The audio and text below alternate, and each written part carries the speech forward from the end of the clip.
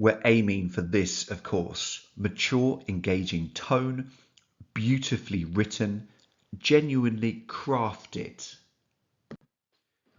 Here's question 5 from the November 2021 paper. Write a talk for other students about a person you either admire strongly or dislike intensely. Let's go straight into my model answer. Aim to get some ideas or words or phrases to weave into your own response to make it even more effective, engaging, and sophisticated. A magician, a stalwart, a human being blessed with an abundance of God-given, God-blessed talent.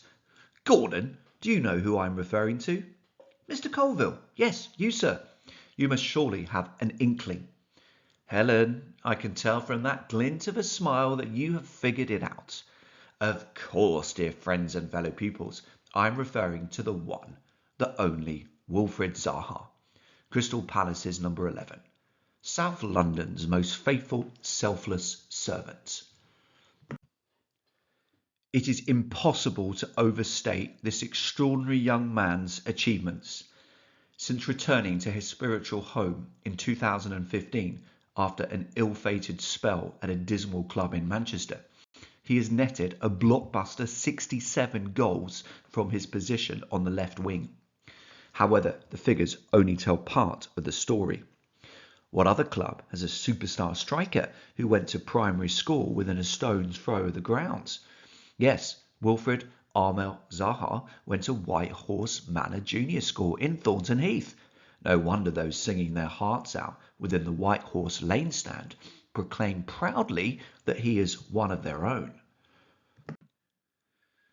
As well as being a proud local lad, Zaha has developed a remarkable knack of scoring a goal at exactly the right time. From pouncing in the 93rd minute against bitter rivals Brighton, to producing a spectacular volley to reverse a run of consecutive defeats, this young warrior instinctively knows how to respond when the club is struggling and needs a saviour. He has saved the club from relegation single-handedly on not fewer than 3 different occasions: 2016, 2017 and 2019. Given the catastrophic consequences of relegation, revenues cut by more than 75%, and guaranteed redundancies, there is an argument that Zaha's statue needs to be commissioned right now, even before he retires or moves on. But even more importantly, Zaha's success brings hope to thousands of young South Londoners. If he can do it, why can't we? Their hearts whisper as they gather in the local parks to wage warfare, armed with a round ball and some fellow warriors. He used to play here, they cry, as they play delicate 1-2s, try to chip the goalkeeper, or crash into an opponent in a doomed attempt to win back the ball.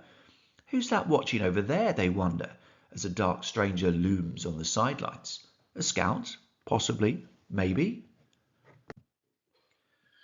During these troubled, woefully materialistic times, Zaha remains a beacon of light and loyalty who appeals to all ages, genders and races.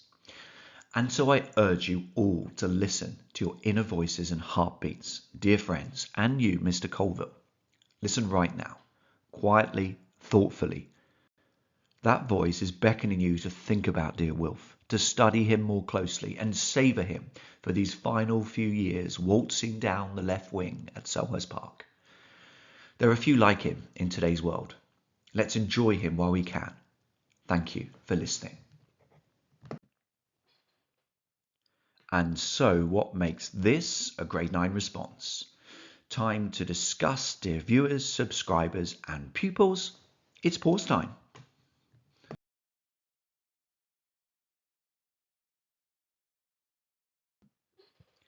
A few things to pick out. Firstly, this is obviously a talk, as shown in the fun references to individuals in the audience. Made up names, of course. Notice the dramatic short sentences for effect at the beginning and the hyperbole, and the way that the paragraph is structured so that we need to wait until near the end of the paragraph to find out who this extraordinary individual is. Vocabulary needs to be precise and subtle, not necessarily super complex. Stalwart, inkling, glint are examples of this. Within this paragraph, note the range of sentence structures, both in terms of initial words, but also in terms of sentence types. Simple, complex, simple, complex, within a rhetorical question, complex. We have the use of humour, something always good to put into a speech or talk, seen here in the point-blank refusal to name the club in Manchester, which is of course Manchester United. Within this paragraph, note the range of punctuation. Commas used accurately, but also dashes and a colon. In this non-fiction part of the paper, you need to present yourself as an expert. And here, this is aided by the details. The exact minute of the goal against Brighton, the years the club narrowly escaped relegation, and the use of the percentage to refer to potential loss of revenue following relegation. These facts and statistics can, of course, be made up. They only need to sound convincing as opposed to be actually true. Note the use of emotive language in this section as I reference the hearts, hopes and dreams of young teenagers brought up in the local Croydon area. I use 3 consecutive quotations aimed at capturing these hopes and dreams, and use imagery laced with alliteration aimed at showing the fact that the football games can so often be ferocious, with only the most committed likely to succeed.